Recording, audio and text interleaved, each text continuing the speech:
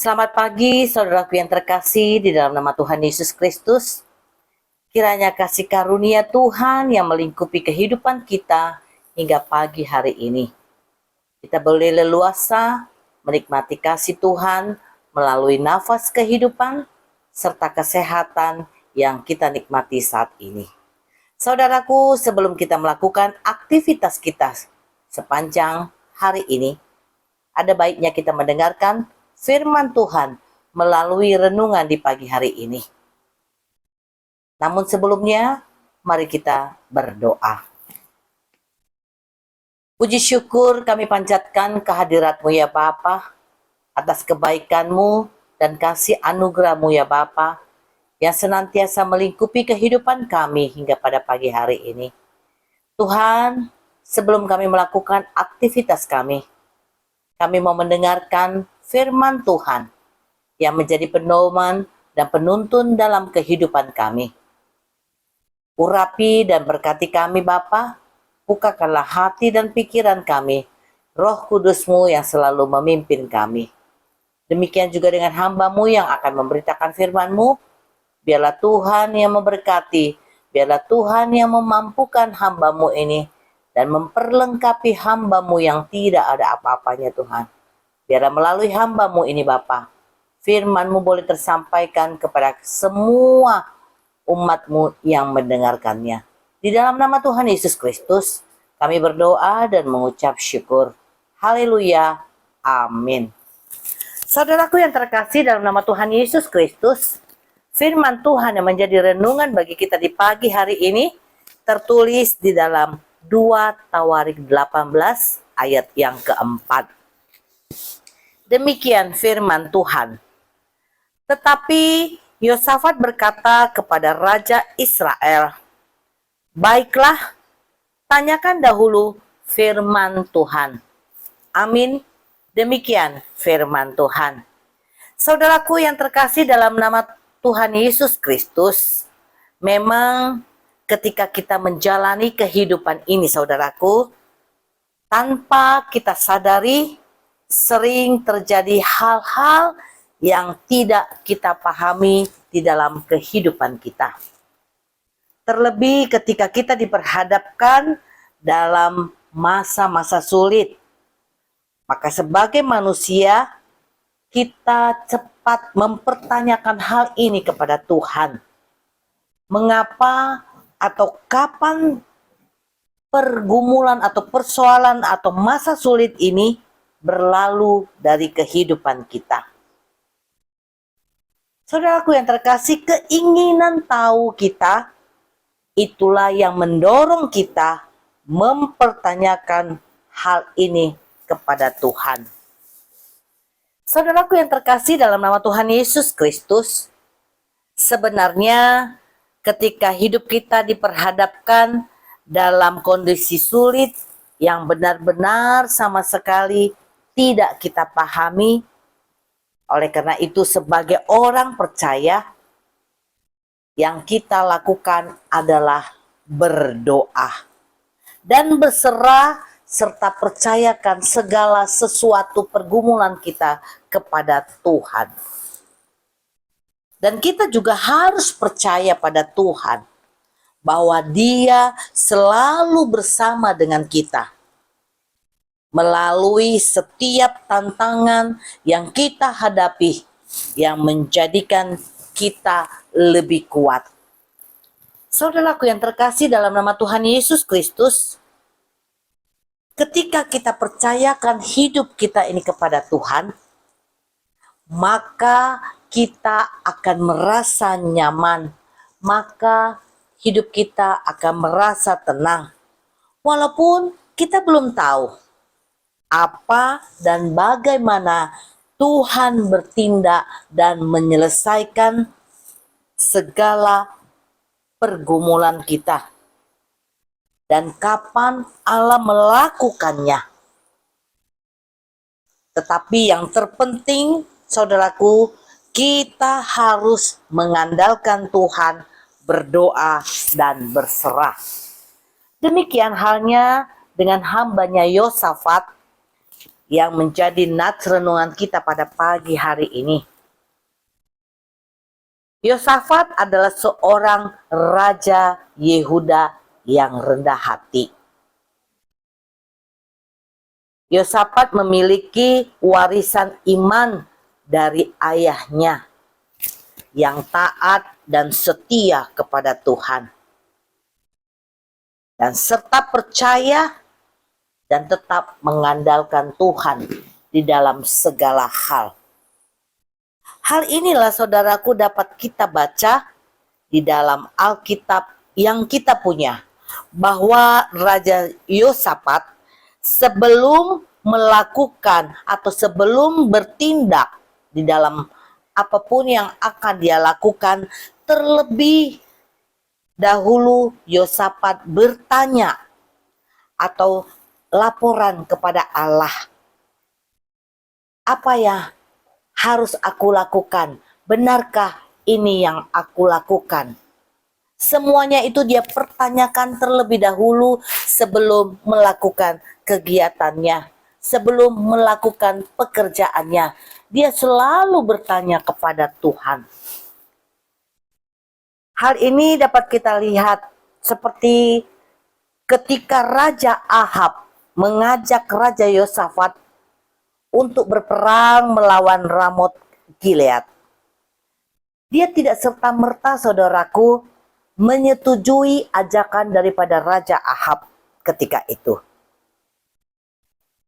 Tetapi Raja Yosafat terlebih dahulu menanyakan kepada Tuhan, apa menurut Tuhan, apa yang harus lakukan menurut Tuhan melalui nabi-nabi Tuhan yang ada pada saat itu. Saudaraku, walaupun para nabi yang lain menyatakan pergilah kepada Yosafat atau kepada Raja Ahab untuk berperang ketika itu, tapi hal ini tetap masih dipertanyakan oleh Raja Yosafat saat itu.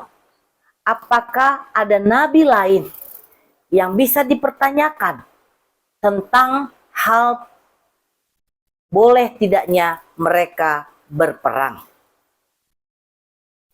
Hal ini diiyakan oleh Raja Ahab, bahwa ada nabi satu lagi, yaitu Nabi Mika.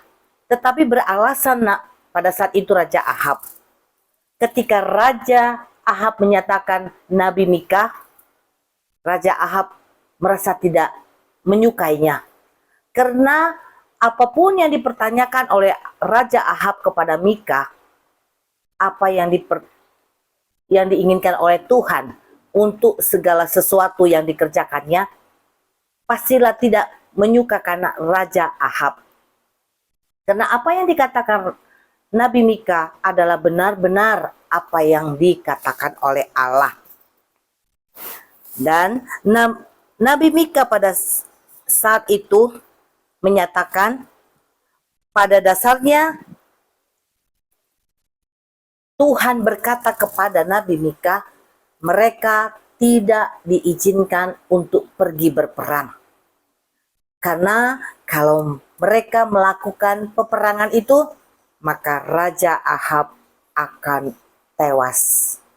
Dan hal ini tidak sangat disukai oleh Raja Ahab. Tetapi mereka tidak mau dengar-dengaran apa yang dikatakan oleh Nabi Mika. Mereka tetap terus pergi berperang bersama-sama dengan Raja Yosafat. Dalam hal ini saudaraku, Raja Ahab tetap menyetujui apa yang diinginkan oleh Raja Ahab. Tetapi Raja Yosafat tidak peka akan siasat atau strategi yang diberikan oleh Raja Ahab ketika mereka pergi berperang. Raja Yosafat merasa jiwanya sangat terancam ketika peperangan itu berlangsung, di mana para musuh mengepung Raja Yosafat. Karena pada saat berperang, Raja Ahab menyatakan supaya Raja Yosafat memakai baju kerajaan, bahwa menyatakan dia adalah seorang raja. Tetapi Raja Ahab memakai baju biasa. Siasat ini tidak peka oleh Raja Yosafat, sehingga para musuh menganggap bahwa Raja Yosafat itu adalah seorang raja Israel yang maju dalam peperangan atau yang memimpin peperangan. Tetapi ketika jiwanya terancam, Yosafat berserah dan berteriak kepada Tuhan. Dan Tuhan mendengarkan seruan atau teriakan daripada Raja Yosafat untuk meminta perlindungan atau pertolongan dari Tuhan. Tuhan membebaskan Raja Yosafat dari kepungan para musuh, sehingga Raja Yosafat pun selamat. Tetapi Raja Ahab meninggal di dalam peperangan. Saudaraku yang terkasih dalam nama Tuhan Yesus Kristus, dalam peristiwa ini yang dihadapi oleh Raja Yosafat, banyak hal yang patut kita teladani. Tetaplah iman kita teguh kepada Tuhan. Tetaplah menjalin hubungan yang karib kepada Allah. Karena Allah adalah sumber pertolongan kita. Ketika kita menghadapi kesulitan, ketika kita menghadapi kekhawatiran, ketakutan dalam menjalani hidup yang penuh dengan tantangan ini. Saudaraku yang terkasih dalam nama Tuhan Yesus Kristus, carilah Tuhan terlebih dahulu ketika kita memulai, ketika kita mau melangkah, ketika kita akan melakukan aktivitas kita. Karena Tuhan selalu dekat kepada semua orang yang mencarinya. Terlebih ketika kita menghadapi masalah, percayalah saudaraku, persoalan pergumulan hidup kita ini semuanya itu seizin daripada Tuhan di dalam hidup kita. Kenapa? Tuhan ingin agar kita bergantung dan bersandar hanya kepadanya. Percayalah saudaraku yang terkasih, ketika hidup dekat dengan Allah, maka kita akan dimampukannya menghadapi gelombang pergumulan dalam kehidupan kita. Untuk itu, saudaraku yang terkasih dalam nama Tuhan Yesus Kristus, tetaplah andalkan Tuhan dalam setiap langkah kehidupan kita. Karena ketika kita bersama dengan Tuhan, kita sanggup melakukan apa yang kita hadapi di dalam kehidupan kita. Amin. Mari kita berdoa.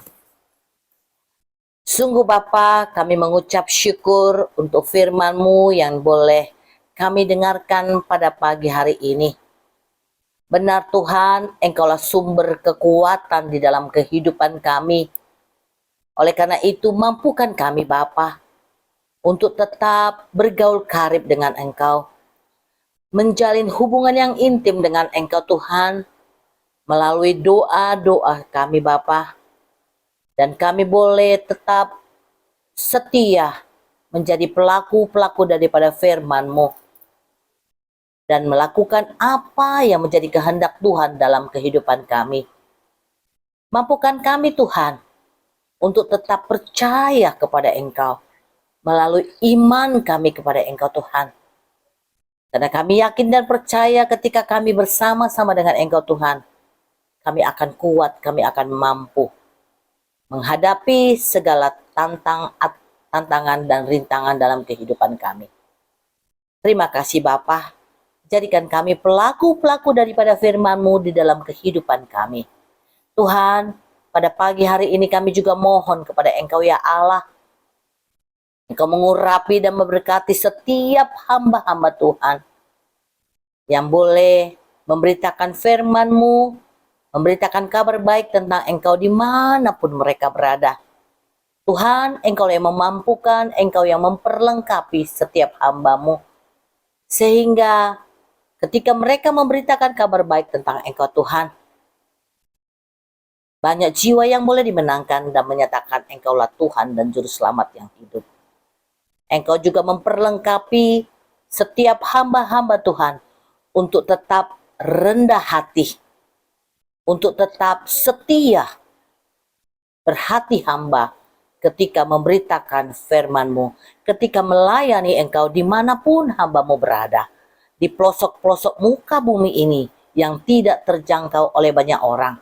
Biarlah Tuhan Yesus yang mencukupkan apa yang dibutuhkan oleh setiap hamba-Mu. Terima kasih Bapa, terima kasih Tuhan. Lindungi kami di dalam melakukan aktivitas kami yang sebentar lagi kami akan lanjutkan Tuhan. Biarlah pertolongan dan pimpinan-Mu Tuhan selalu menyertai kehidupan kami. Dalam nama Tuhan Yesus Kristus, kami berdoa dan mengucap syukur. Haleluya.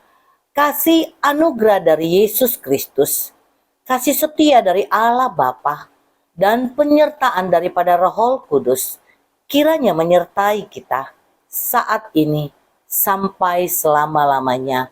Amin. Tuhan Yesus memberkati. Selamat beraktivitas.